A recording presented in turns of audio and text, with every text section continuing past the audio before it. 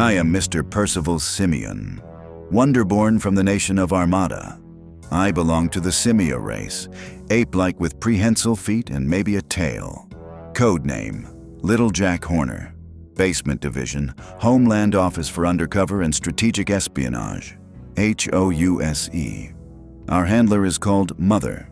We take the missions Mother does not wish to officially remember. Mission 1.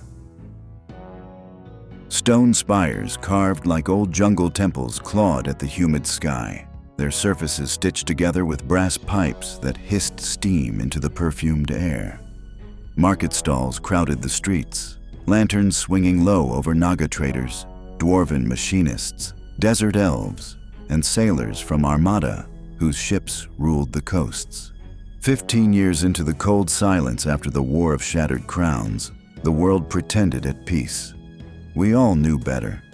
I was in the middle of telling a Simia girl that destiny favored those with long tails and longer memories when the barkeep glanced my way. I kept one eye on her smile, while the other is on every suspicious person in the room. Agent Simon, known to theaters across 3 continents as George the Golden Throat, leaned casually on the counter and asked, "What's the special?" The barkeep wiped a glass once, twice, then replied, "Old Croak sat by a fractured pane, counting coins in silver rain, tick-tock heart and salted air, secrets heavy in his care. Nursery rhyme. Mother never wastes poetry. Target, broken window. Codename, Old Croaker. Species, Ranidae variant. Status, defecting. Selling Jesthani secrets in Armada. That meant Basement Division. That meant deniability. And if we failed, Jesthan would never know us." The bathhouse. The bathhouse rose like a gilded shrine of steam and brass valves. Water cascaded through lion-mouthed spouts, heated by clockwork furnaces and rune-etched boilers.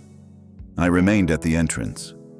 An orangutan matron ran the establishment, broad, dignified gold bangles ringing softly against her russet fur. A little flattery, a little shared homeland nostalgia, and a compliment about her steam regulation system. Doors open. Inside, Simon stripped with theatrical grace. Cheshire slipped his knives somewhere impossible.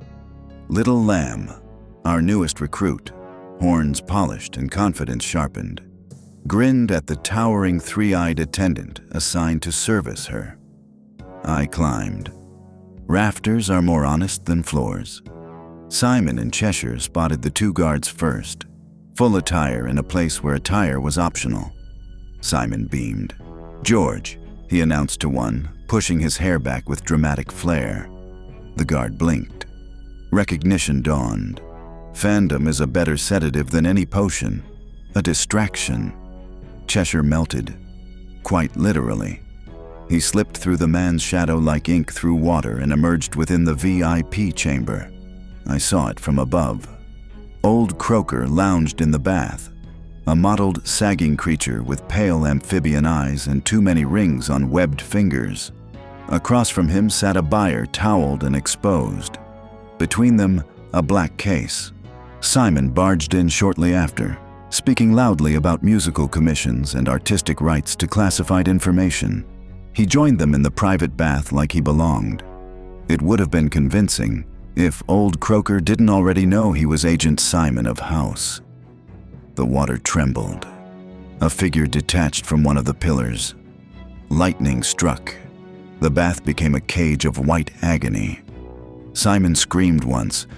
Croaker and the buyer went limp. The dark figure snatched the case and ignited a jet device. Brass turbines roaring as he blasted through the steam vents and into the night. Little Lamb burst in next, hurling the giantess aside with a snort and a grin that promised bruises. She dropped 2 guards before they understood combat had begun. Cheshire fired his grappling hook watch, launching himself upward in pursuit. He struck, missed, and fell hard to the courtyard stones below.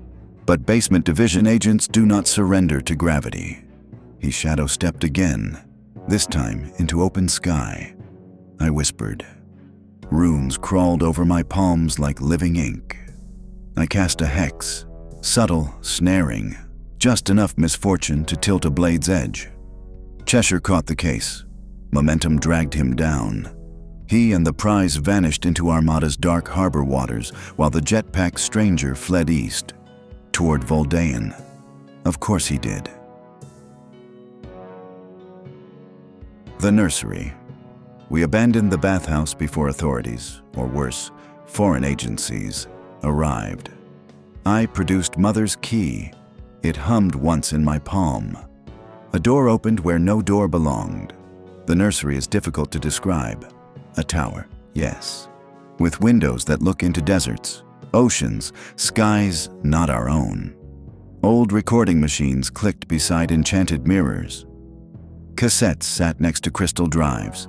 At the entrance waited the mechanical bone devil, an automaton of ivory and brass, who scanned each of us with a red ocular lens before permitting entry. Mother awaited in her chamber. She appeared perhaps 35. Dark hair, sharp eyes, hands folded. She looked as she always does. She has looked that way since before Hilltop declared doctrine against arcane integration. Appearances deceive. We presented the case. She opened it. Inside, a sphere of translucent metal and embedded rune work. When activated, it projected an image. Something descending from the heavens. A streak of fire. Landing in a lake deep within Voldaean territory. I added my report. My familiar tracked the lightning caster. He boarded an eastern rail headed across the border. Mother nodded once. Other agencies are already moving, she said. Armada's intelligence brokers, Polaris observers from the north, perhaps even agents of Hilltop. Polaris never ignores falling stars, and Voldaean will not tolerate Jesthani operatives on its soil. Mother handed us the sphere. You will cross into Voldaean, she said. Locate the impact site, discover what fell, retrieve it if possible. She paused. If discovered, House will deny you. Basement division. Always. As we departed the nursery, I allowed myself a final thought. I had once read futures for coin in caravan tents, apprenticed to a hedge witch long dead. I had once believed destiny was something you glimpsed in tea leaves and smoke. Now I know better. Destiny is something that falls from the sky, and men kill for it. I am Mr. Percival Simeon. Codename, Little Jack Horner. And tomorrow, we go to Voldaean.